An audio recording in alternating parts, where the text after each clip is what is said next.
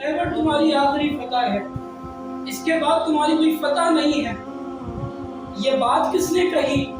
یہ بات یہودیوں نے مسلمانوں کے خلاف کہی کہ مولا علی مشکل کشا نے جو خیبر فتح کیا، یہود و نصارہ نے کہا مسلمانوں خیبر تمہاری آخری فتح تھی، اس کے بعد تمہاری کوئی فتح نہیں ہے، تم ہم سے فلسطین نہیں لے سکتے، تو ہم کیا کریں؟ اللہ پاک نے قرآن پاک میں مسلمانوں کو کیا فرمایا کہ یا ایھا الذین آمنوا لا تتخذوا اليہود والنصارى اولیاء بعضهم اولیاء بعض، اے ایمان والو یہود و نصارہ کو دوست مت بناؤ، یہ ایک دوسرے کے دوست ہیں۔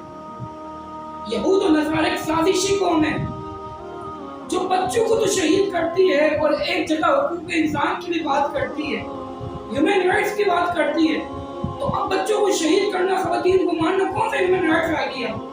جہاد کے اندر تو خواتین اور بچوں کو چھوڑ دیا جاتا ہے، ادھر حماس کے لوگ ان کو بچوں کو خواتین کو چھوڑ رہے ہیں، اسرائیلی کو، لیکن یہ لوگ جو ہیں بچوں کو بھی شہید کر رہے ہیں، خواتین کو بھی شہید کر رہے ہیں۔ کیا وجہ ہے؟ کہ یہود و نصارہ سازشی کو اللہ پاک نے قرآن پاک میں فرمایا ہے کہ ایک دوسرے کے دوست ہیں، بعض کے دوست ہیں، وہاں یہ بھی فرمایا کہ یہ ایک دوسرے کے دشمن بھی ہیں۔ وہ کیسے؟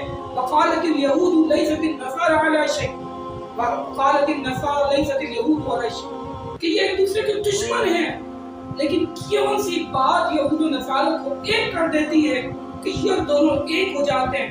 الکفر ملت واحدہ، کہ کفر مسلمانوں کے خلاف ایک ہو جاتا ہے۔ لیکن مسلمان کب ایک ہوں گے؟ کہ آج کفر تو مسلمانوں کے خلاف ایک ہوئے، ہمارا کام صرف پروٹیسٹ کرنا ہے۔ کیا ہمارا کام صرف یہی ہے کہ ہم پروٹیسٹ کر دیں، ہم جنگ بندی کا مطالبہ کر دیں؟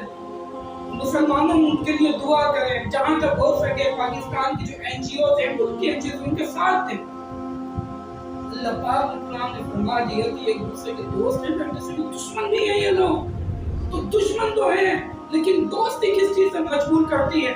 تو مسلمانوں کے خلاف نفرت، یہ کفر مسلمانوں کے خلاف ایک ہو جائے گا۔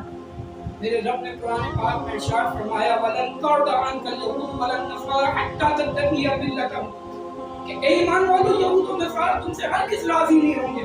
ہاں ایک بات پر راضی ہو سکتے ہیں، تم ان کا دین اختیار کرو، اور معاذ اللہ یہ کوئی نہیں سکتا، وہ باطل ہیں، وہ کفر ہیں، وہ سازشی قوم ہے یہود و نصارہ۔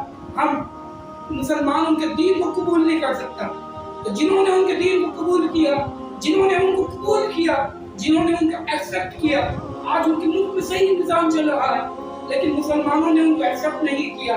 مسلمانوں آج دیکھ لیں کہ غزہ کے مسلمانوں کے ساتھ، فلسطین کے مسلمانوں کے ساتھ کیا ہو رہا ہے، لیکن آج ان کا جذبہ شہادت، آج ان کا جذبہ میں باقی سلام ہے فلسطین کے اور غزہ کے مسلمانوں کو۔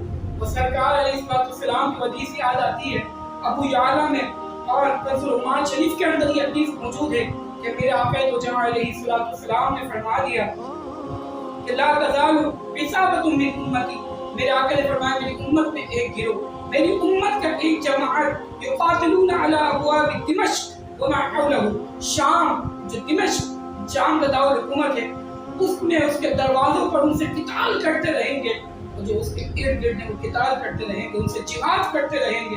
یہ شام والوں کے لیے مشدہ ہے۔ اور پھر سرکار علیہ السلام نے بیت المقدس والوں کے لیے کیا مشدہ دیا؟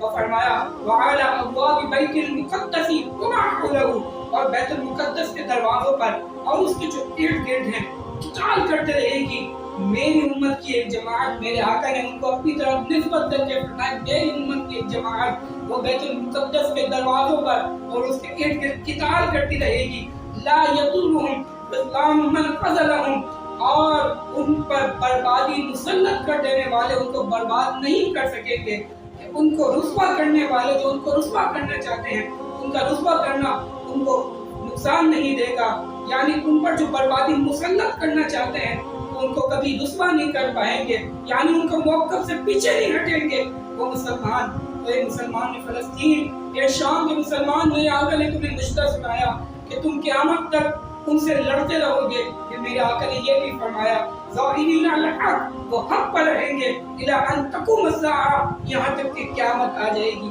میرے آقا تو جہاں علیہ السلام نے تمہیں مشدہ سنایا ہے، تمہیں خوشخبری سنائی ہے کہ تم بیت المقدس کے دروازوں پر جو اس کے ارد گرد ہے تم لڑتے رہو گے تا صبح قیامت تک۔ مسلمانوں آج مسلمانوں ایک ہونے کا وقت ہے، آج یہود و نصارہ تو ایک ہو گئے، مسلمانوں تم کب ایک ہو گے؟ بیوی کے اوپر فلسطین کا جھنڈا لگانے سے مسلمانوں اظہار یکجہتی نہیں ہوتا۔ آج وقت ہے ان کی مدد کرنے کا، ان کا پانی بن دے، ان کا بجلی بن دے، ان کا انٹرنیٹ بن دے، ان کی خوراک بن دے۔ وہ کس طرح سروائیو کریں؟ میڈیسنز اس کو نہیں پہنچ رہی، مسلمان کس طریقے سے ان کی مدد کریں؟